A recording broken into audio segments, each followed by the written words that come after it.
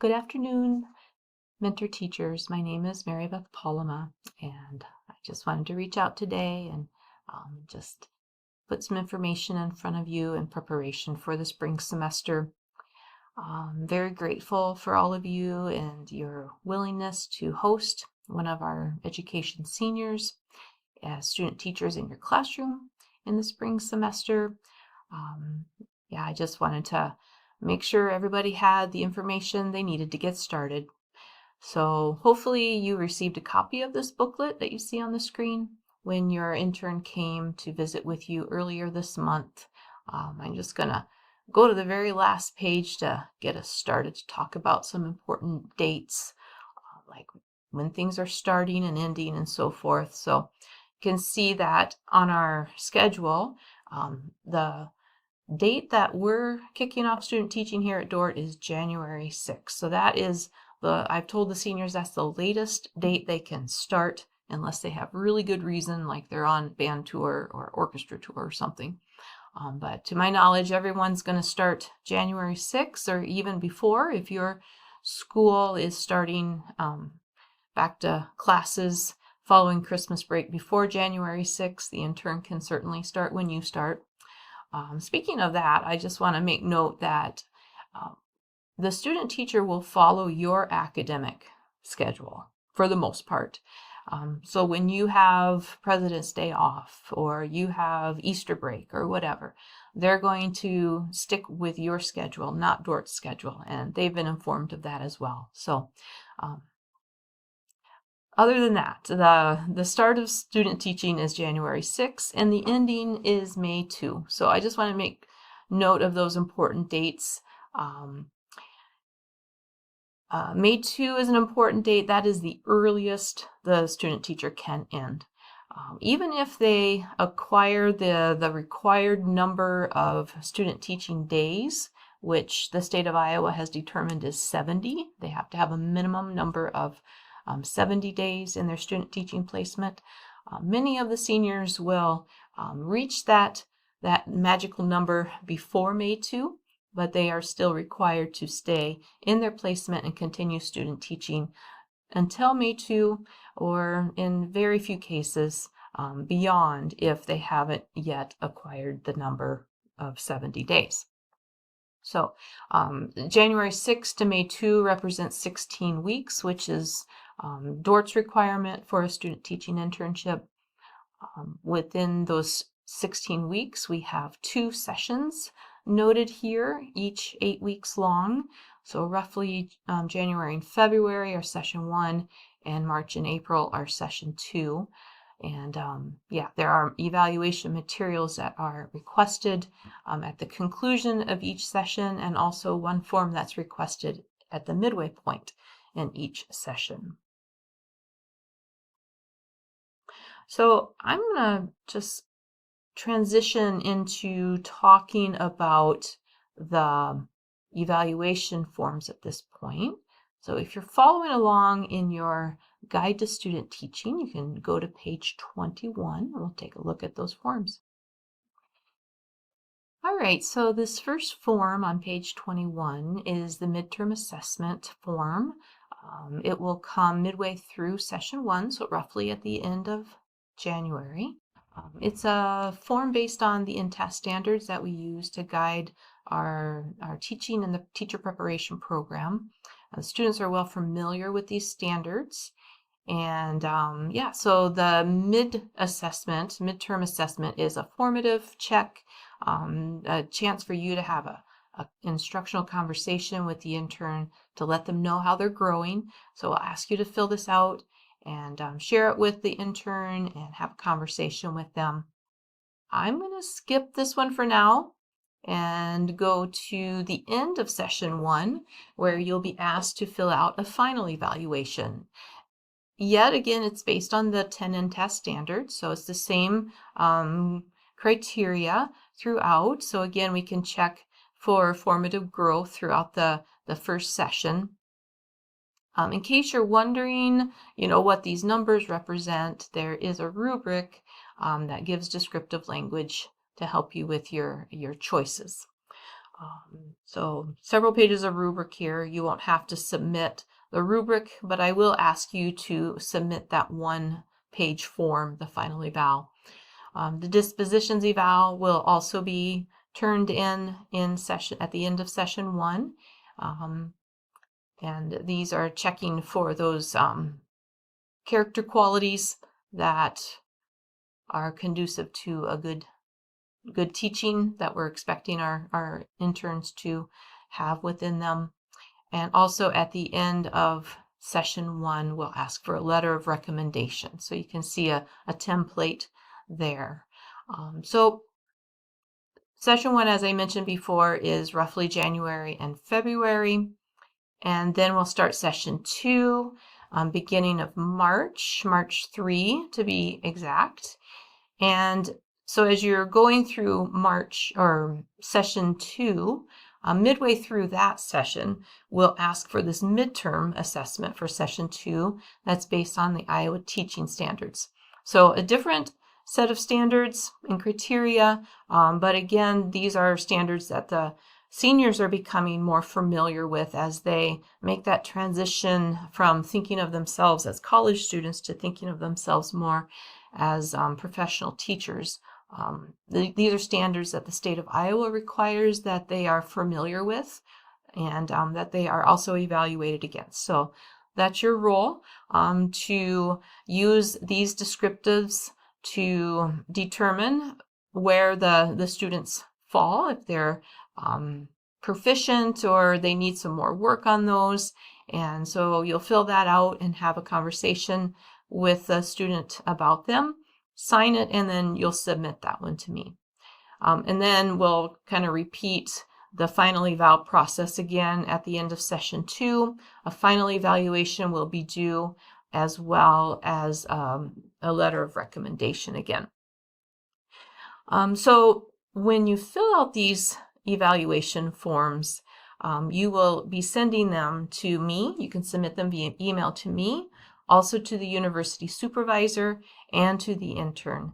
And I will send out emails when these due dates come up, and attach the forms to the email so that they're easily accessible, and hopefully just all of that will be very clear. And yeah, we'll look forward to getting your feedback and just seeing how the interns are growing. Next, I want to go a little farther back in the Guide to Student Teaching and talk about co-teaching. This is a model of student teaching that we've been using for a number of years, so many of you are familiar with it, and you co-teach in your classrooms already with paraprofessionals or other specialized educators. But basically, we just want to put some resources in front of you so you can just get some good definitions, so we have common language around these different approaches. There are 6 different approaches, or 7 depending on the list. I have that on page 15, just kind of what it looks like to be the lead instructor, what it looks like to be the co-teacher, what co-planning, instructing, and co-assessing look like. Also what each role the teachers, the co-teachers can play. So yeah, just some resources to look through. Also, we have a template for co-planning. We try to impress upon our students here in the program that co-teaching doesn't happen without solid co-planning. So hopefully this is a good resource for you as you think about your lessons and the roles that each of you will be playing in the lesson and in the assessment. A progression chart. If you're working with your intern for 8 weeks, this might be the progression of the different approaches. There's really no formula, really, but these are suggested progressions.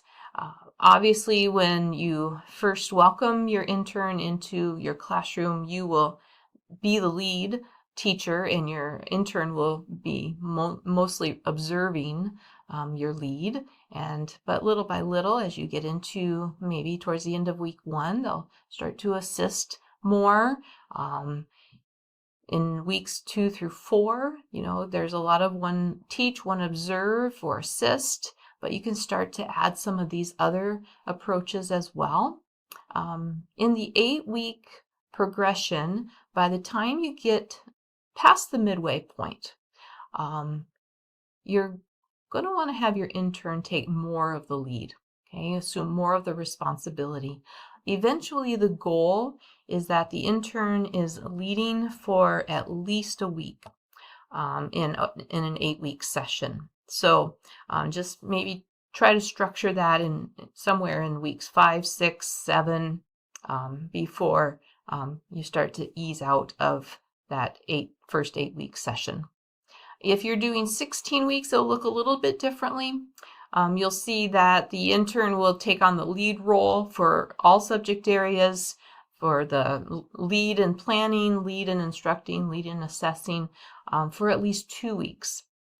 So that is a state requirement, 1 week in each session. But if you have this 16-week block where you have the same student teacher for the whole semester, they will likely be taking that lead role for a 2-week block somewhere in this time frame in weeks 8 through 13.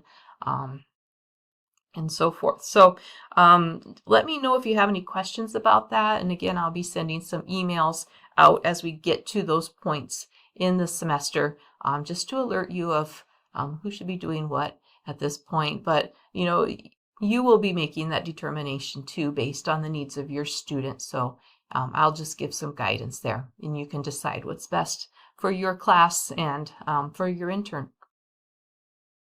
One thing I'll note also, as you think about the intern taking the lead role, as I mentioned, the state requires 1 week for an 8-week session, 2 weeks for the 16-week semester. But if you feel that your intern is able to take on a longer stretch of that level of leadership, and you feel like that is in the best interest of your students, by all means, allow that and push the intern to take on a longer time frame of leadership. We can be flexible with that. And again, just let me know if you have any questions or concerns about that requirement. In this last stretch of this video, I just want to address just the general responsibilities of everybody who's on this team. So starting on page 4 in the Guide to Student Teaching, you can see what the intern is responsible for. We're expecting the student teacher to take on the same sorts of activities and responsibilities that you do. They should come to school at the same time as any contracted teacher in your faculty and leave at that time as well. They don't get to come late or leave early just because they're a DORT student at this point. And also, if there are faculty meetings or parent-teacher conferences or any other activity such as that professional activity, they are expected to participate in that as well. If you're wondering where your responsibilities are listed, you can find them here at the bottom of page 6 and 7. Hopefully you've seen that already. You know what you're getting yourself into. The university supervisor is another person on this team, and that's a faculty member from DORT who will come and observe the teaching of your intern. So you can expect to see them about every other week, and they'll come in and watch the intern teach and give some feedback. They'll probably collaborate with you. We encourage that. You can ask the university supervisor any questions. If you have concerns, please let them know. And again, when you fill out your evaluation forms, you should send it to the university supervisor in addition to me and also to your intern. So hopefully the roles are clear. And we have our evaluation forms. There's another site, a website that I will send you the link to, which will have additional resources. You can take a look at those and my contact info. So feel free to let me know if you need anything. I hope you have a blessed holiday, a Merry Christmas, and we'll touch base again in January. So God bless.